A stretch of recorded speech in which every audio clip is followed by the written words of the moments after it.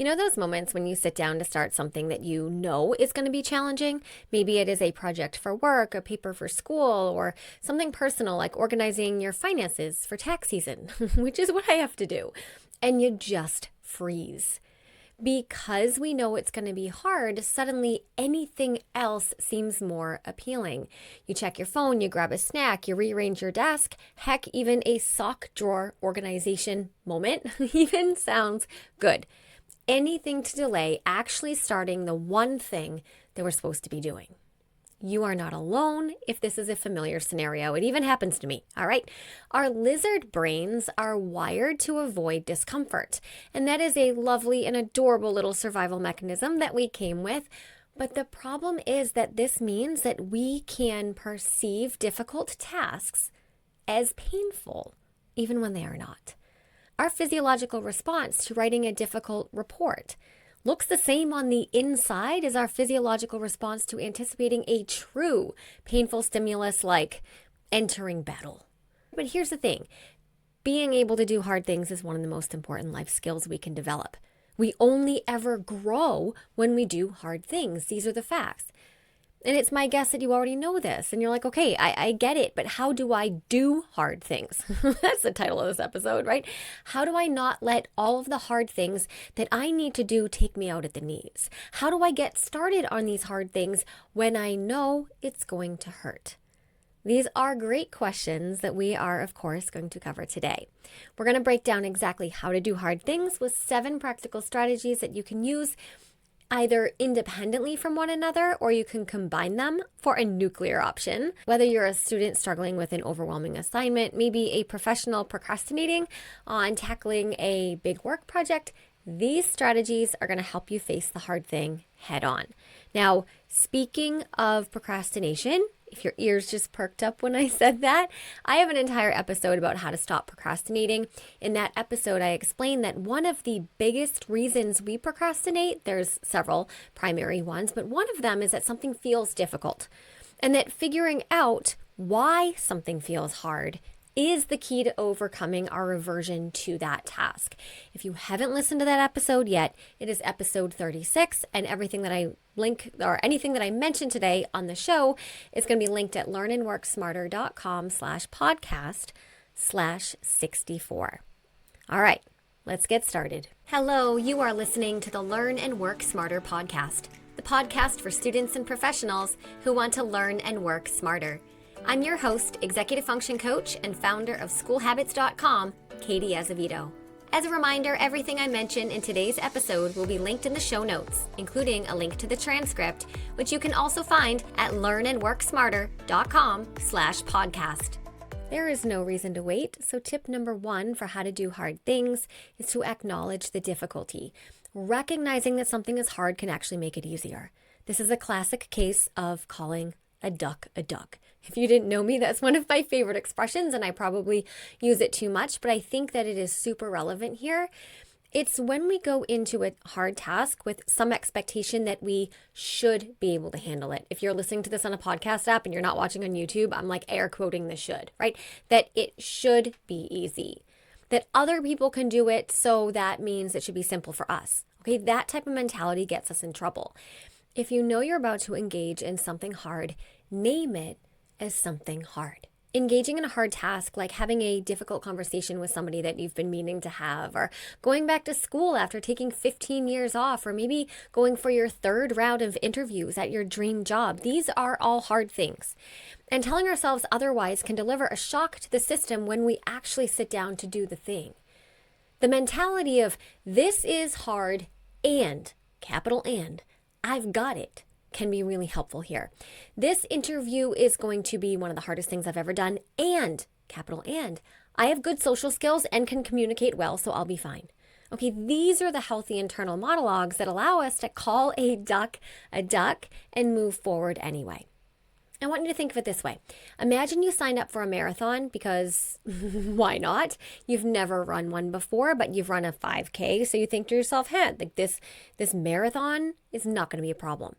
If you don't admit that the marathon is a hard task, then you're not going to use the proper strategies to prepare yourself for it. And you probably won't train sufficiently, or maybe even not at all. You may not have an appropriate meal the morning of the race to sustain your effort for 26.2 miles. If you don't admit to yourself how hard a marathon really is, you may show up to the race with a pair of, dingy sneakers with no tread. Okay, I know this is kind of an odd example, but it's meant to illustrate the point that facing the reality that we're about to do a hard thing allows us to prepare properly and to think about what strategies we might need to bring to the table. All right, but again, if you show up to race day in denial that the race is going to be hard, you're not going to show up with your strategies and you're not going to make it to the finish line. If you want a more practical example in the context of work, let's go back to that hypothetical round of interviews, okay? Let's say that you apply to your dream job and you've made it to the third round of interviews and now you're interviewing with the CMO, the chief marketing officer. Okay, this is going great. Well, that's probably going to be a more challenging interview than the initial phone call that you had with the HR department, right? This is something that you need to prepare adequately for. You might be nervous, you might have fear, you might have self-doubt, and all of the feelings that come with doing hard things, but denying the difficulty of that interview sets you up for failure. But the moment that you can say, okay, my interview is next Tuesday and it's going to be hard and I need to be ready, then you are entering the arena with the correct mindset that lets you think about how to change your approach, how to up-level your interview game, to think more broadly about how you can prepare for the interview, how to get creative about who you can ask to do a mock interview with, right? These are all great strategies to prepare for a hard interview, but none of which you would have arrived at if you had denied the difficulty of the task in the first place. Does that make sense? So call a duck a duck. All right, tip number 2, identify exactly what's hard. When you're faced with a hard task, your brain is going to try to convince you that the entire task is difficult. But if we pause and we think and we break it down, we usually realize that only certain parts of the task are really that hard. For example, let's say that you're a college student and you have to write a semester-long research paper. The entire thing feels impossible. Okay, but what if you stop and you ask yourself, all right, what part of this feels the hardest? Maybe it's coming up with a thesis. Maybe it's finding sources. Maybe it's actually that you don't have total clarity about what the assignment is actually supposed to be. Okay, or if you're at work and you're struggling with a big presentation, what specifically feels overwhelming? The design, the research, the data that you have to collect and you don't even know where it is or how to get it? Speaking in front of people? By identifying the exact sticking point or the exact part that feels hard to you, you can separate what's actually hard from what's just uncomfortable. Okay, and once you do that, you can start tackling the problem piece by piece instead of letting it paralyze you. The problem is that hard things can mess with our emotions, right? So if we're facing everything messes with our emotions. So if you're facing a challenging task that maybe you have been avoiding for a while, the semester-long research paper, the presentation at work, whatever, and it's attached to a high stakes outcome like your job performance or your grades in a class, you're going to have elevated feelings about it. And when we have heightened emotions, we are more likely to catastrophize. So catastrophizing is a kind of cognitive distortion when we exaggerate something as worse than it really is. We say things like, this entire report is hard. I will never get this done. This whole thing is impossible. Catastrophizing is normal, but it's completely unhelpful when we're actually trying to do something. So quick bonus tip here is that if you find yourself catastrophizing about something hard, see if you can achieve some emotional regulation before trying to figure out what exactly is hard.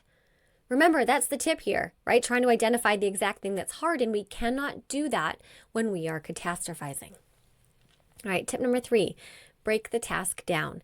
This tip is huge. It's also given a lot as advice for this kind of thing. And I don't want you to hear this advice of break the task down and be like, oh, well, that doesn't work. Like, I've tried that. I challenge you. And I'm going to walk through this tip and explain how it works in a second. But have you really, truly tried to break a large task down into discrete units and attack one at a time? Have you actually done that? Or have you just sort of just low-key thought about it and then determined that, well, that's too basic a strategy to work for me? It works. Okay, now when something feels overwhelming, it's usually because we're looking at the entire task as one massive thing instead of seeing it as a whole bunch of smaller steps. Like, let's take an example. Examples make everything clear, right? So let's take an example from work. Everything's easier and clearer when we talk about examples, right? So take an example from work. Say that you've been asked to create a new file organization system in your office. If we think about it as just one giant project, I have to completely overhaul this entire system, then that task is going to feel too hard. It's going to feel too painful. We're going to become paralyzed and probably catastrophize, right? And then we don't get the thing done. But if we break it down, it becomes much more doable. Something like step 1, take inventory of all the current files. Step 2, research different organization methods. Step 3, I'm kind of winging this on the spot, so there's probably a better way to do this, but test a small, subgroup of files before applying the system to everything, right? Now, instead of an impossible task, we actually have clear, specific actions. And this is something that you would write down. It's not something you just sort of loosely design in your head and then see if you can remember what your plan is later. No, you actually write it down. For students, this applies to studying too. Instead of thinking, I have to study for my final exam, like there is a lot to that, right? There's a lot to that. That it feels massive. It feels vague. And to your brain, it's going to feel painful. And of course, we avoid painful things. So instead, we break it into steps. First, figure out what's on the test, right? Then second, organize and consolidate your notes. And then you're probably going to want to make a study plan and make some study materials. And then you actually have to study those study materials. Tackle one chapter at a time, one unit at a time. Each step that you complete moves us forward without feeling like we're drowning. But here's where it gets a little tricky. Okay, when we're overwhelmed, our brains resist breaking things down. We tend to think, oh my gosh, like even figuring out the steps here to break it down is too much work. And that's because overwhelm activates our stress response. And when our brains perceive a task as too big, it triggers avoidance. It is a protective mechanism, not laziness. It's biology that's designed to protect us actually not doing that. All right, a quick trick, I guess, a hack, strategy, approach, whatever, to get past this. You just say to yourself, okay, what is the very first thing that I need to do if I had to start at gunpoint? I know that doesn't decrease the stress of it, but if you world was going to end, if you didn't start now somewhere, what would your automatic response be? Okay, if you're too overwhelmed by thinking, well, I'm going to break down this whole thing and map out my steps on a whiteboard, for some people, that might be really helpful. Okay, but for some people, you just have to think to yourself, if I had to start right now without overthinking this, where would I start? Start there. That tiny shift forces your brain into sort of a problem-solving mode instead of avoidance mode. And then once we take the first step, momentum follows. We're going to talk a little bit more about momentum and some of the other tips here. Okay. Tip 4, consult your resources. So often we struggle with hard things because we assume that we have to figure them out alone. Okay. But the truth is there are always resources available. We just have to find them and use them. In fact, so many people reach their goals not because they're geniuses, but because they're skilled at knowing what their resources are. They know where to find them, and then they know how to use them. If you are stuck at something at work, ask yourself, what tools are available to me? Maybe a coworker has experience with this exact problem. Maybe there's an online tutorial that walks you through it step by step. I once had a friend call me in a complete panic. Well, it started as a text and then went to a phone call because she had to create a pivot table in Excel for work. She reached out to me. She was all worked up, asking me if I knew how to do it. I didn't. It had been so long since I'd used Excel, so I couldn't remember it. But I literally just Googled how to make it a pivot table in my phone. I found a 2-minute video and sent it to her. That's all she needed. It was step by step to make a pivot table, do this. She could have done that herself, okay, and saved so much emotional drama. This goes back to tip 1 and even tip 2 a little bit, which is sometimes the hardest part isn't the task itself, it's how we react to it. It's how we define it, all right? For students, the same principle applies. If you don't understand a concept, have you asked your professor for help? Have you checked YouTube or Khan Academy? If you don't know what resources to look for, ask somebody. Ask someone that you trust. Say, what do you do when you need help with something like this? What do you do when you don't get the math? What do you do when you're stuck on writing? Do you go to the writing center? Do you use a tutor? Sometimes just knowing what other people are doing to get past the same problems that we're facing can change everything. And one of the best ways to make sure that you have resources at your fingertips is to make your own. And this doesn't apply in every situation, I know that, but in episode 52, I talk about how to make SOPs, which are standard operating procedures, for yourself so that you don't have to reinvent the wheel every single time you face a challenge. If you've never thought about creating your own personal bank of resources, that episode's going to walk you through it. I'll link it in the show notes along with episode 38, where I go even deeper into how to be resourceful when you're stuck. But the bottom line here is that when we're facing hard tasks, we tend to think that we're the only ones who have ever been in that scenario, that we're the only ones who know how hard it is.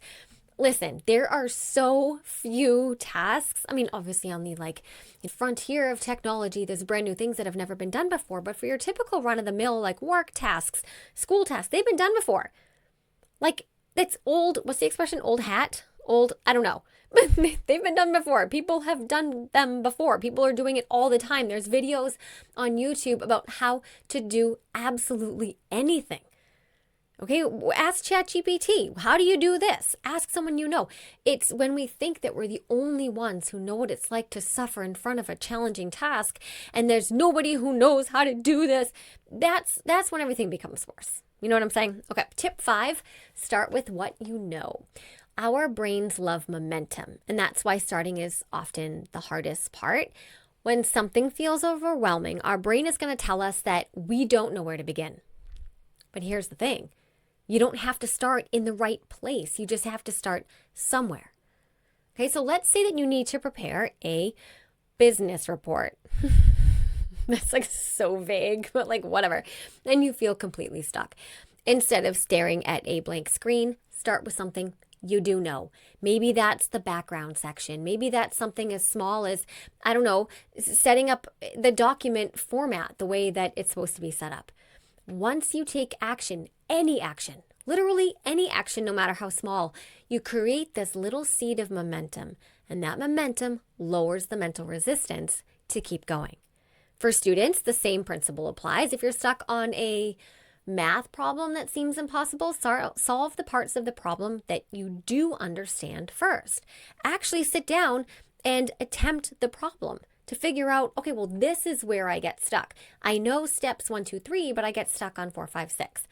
Right? If you're struggling to write an essay, start by jotting down bullet points or even just retyping the assignment prompt into Google Docs. The act of just getting words on the page, even if they aren't perfect, even if it's just, the prompt that you copied and pasted, whatever, that breaks the inertia and that makes the task feel more manageable. Let me give you an example from my own life of when I had no idea how to start something or where to begin. No idea. So I just jumped right in with what I knew. I know I just said I didn't know anything and I didn't, but let me explain. And then I started with the most random thing, okay?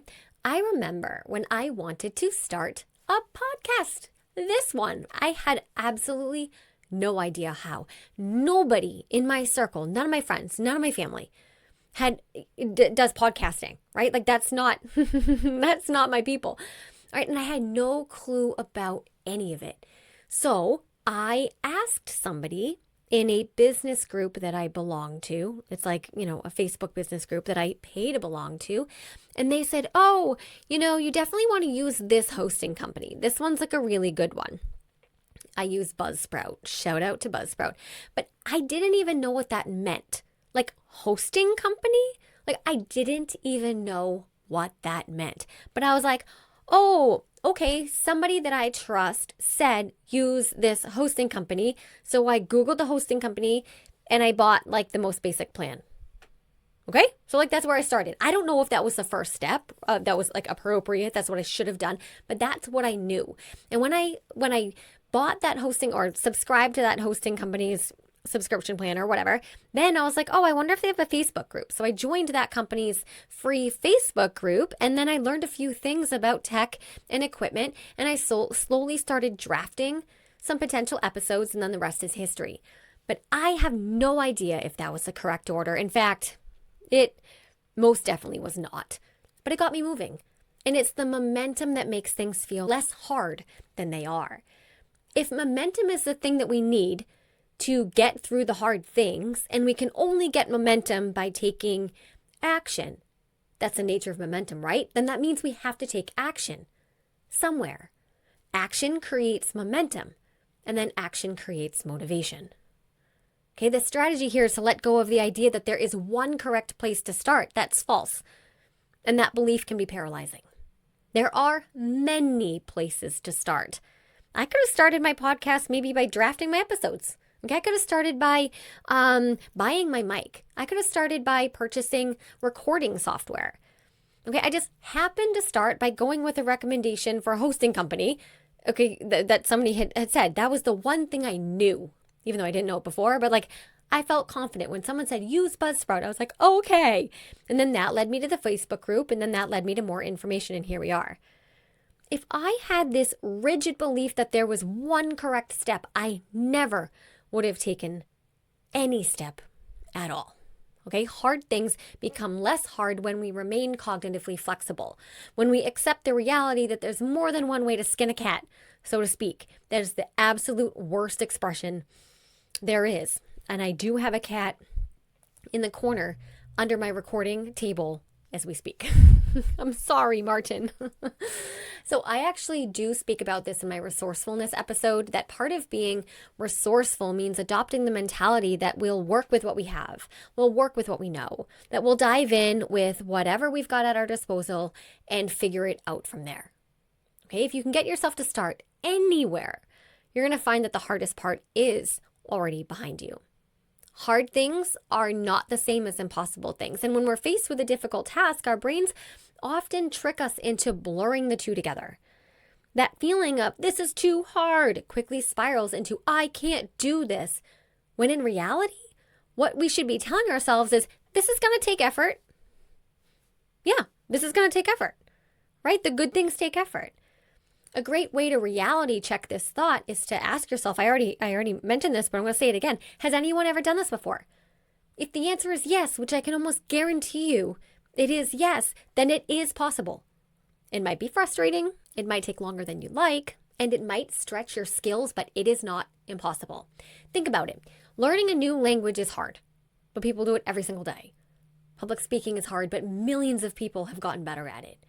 Writing a PhD dissertation, incredibly hard, but students finish them all of the time and they don't die, right? Hard doesn't mean can't, it just means effort required.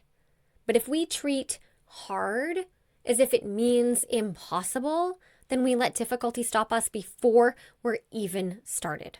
And here's the thing again, sometimes the biggest obstacle isn't the task itself. It's our resistance to doing something that feels hard.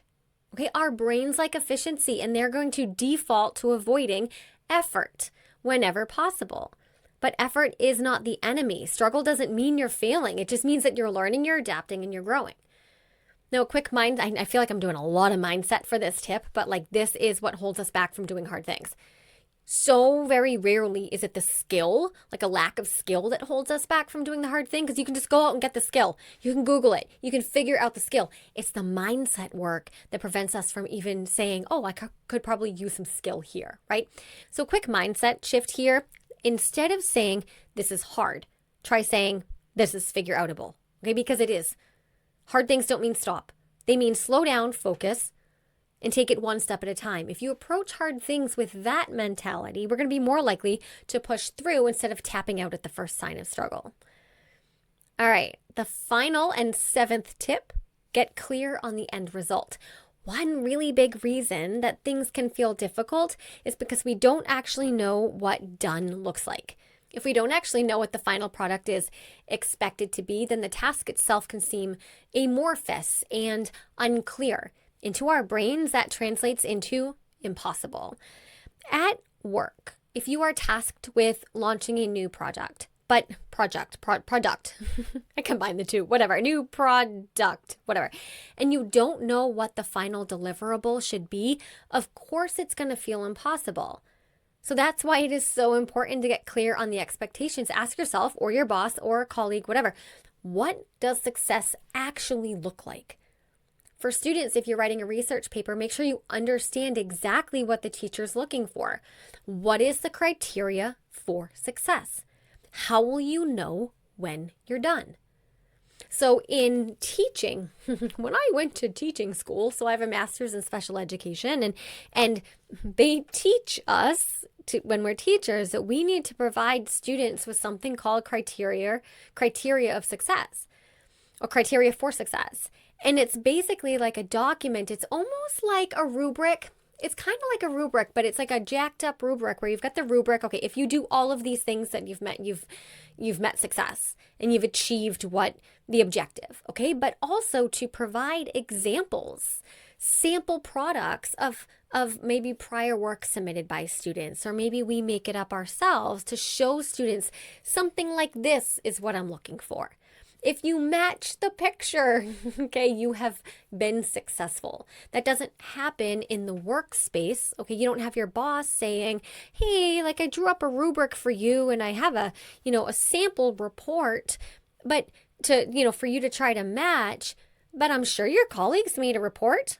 I'm sure some similar type of report is floating around the office somewhere that you could at least look at, that you could try to maybe break apart and dissect and scrutinize and say, okay, they did this on this report. I could probably do that too. They did this. I might not need that section. They did this. I could probably do that too. Okay. So what happens is that in this type of scenario, when we aren't totally clear on what the final expectation is supposed to be like or what's really expected of us, another kind of cognitive distortion is at play, and it's called emotional reasoning. Emotional reasoning is when we create a false reality based on our feelings and not based on facts. So if we are feeling unclear about an assignment or a project or a hard thing we're doing, our brain is going to do this silly little thing where it now tells us that the actual task is unclear. Okay? It's actually that our feelings are unclear. We don't know how we feel about it. We feel that it's scary. We feel that it's like unclear, but is the thing actually unclear? Is it? Could you actually find the assignment details? Could you look at the syllabus? Could you read the directions again? Could you read your boss's email again? It's our feelings of ambiguity and murkiness that fool our brains into thinking that the thing itself is unclear and therefore hard. Okay, I'll bet the thing itself has directions somewhere. You're just not clear on where or what they are. These darn feelings have a way of getting the best of us, don't they? To be a plant. Just kidding. When we know what we're working toward, it is easier to map out how to get there. Okay, let's do a quick recap of the 7 tips before I wrap us up. Number 1, acknowledge the difficulty. We are going to start calling a duck a duck. The sooner we admit that something is hard, the sooner we can prepare for it properly. Denial only makes things harder. Tip 2, identify exactly what's hard. Not everything about a task is difficult. Pinpoint the exact part that's holding you back so that you can address it directly. Tip 3, break the task down. Overwhelm thrives on vagueness. Take the massive, impossible task and break it into tiny doable steps. This will lower your resistance. Tip 4, consult your resources. You do not have to figure out everything on your own. The most successful people aren't necessarily the smartest. They're just the best at finding and using resources. Tip 5, start with what you know. Action creates momentum. It doesn't matter if you start in the right place because very rarely is there a right place. Just start with what you know. Tip 6, separate hard from impossible. Hard means effort required. It doesn't mean impossibility. If someone else has done it, you can figure it out too. Tip 7, get clear on the end result. If a task feels impossible, ask yourself, do I even know what the final product should look like? Clarity makes execution easier. Here's the deal though. Doing hard things gets easier when we make a habit of it. The more we practice these strategies, the more capable we become, not just in school or work, but in every area of our lives. If you struggle with speaking up at meetings, challenge yourself to say one teeny tiny thing every time. If studying, like the very vague, verb to study, if that is overwhelming to you, start learning how to create a study routine so it becomes second nature. Yes, I teach that in School Habits University. I cannot not say that. If starting something feels impossible, commit to just one small step. The more we expose ourselves to difficult things, the less they scare us, because we develop a track record of success. Every single time we do something that's hard and it doesn't kill us, we become, in a good way, jaded by that thing that was hard. And the next thing that we face that's hard, we're like, okay, it's hard, period. But I'm not having all the feelings about it. It is hard, and I'm going to do it. Not, it is hard, and what if I can't do it? And it's hard, and if I don't do it, then everyone's going to think I'm going to fail. Too many feelings here. But let me be clear. This is not at all about forcing yourself through burnout or ignoring your limits. Okay, it's more about recognizing that hard things don't have to feel like brick walls. They're just steps. Okay, some bigger than others, but they're just steps nonetheless. We do hard things by taking a step and then another one and another one. So the next time you find yourself staring at a difficult task, just take a breath, work through the steps, and remind yourself that you can do hard things. If you found this episode helpful, please share it with someone who could use a little motivation. And if you want more strategies like this, don't forget to hit follow so you don't miss future episodes. Thank you for listening. And as always, never stop learning.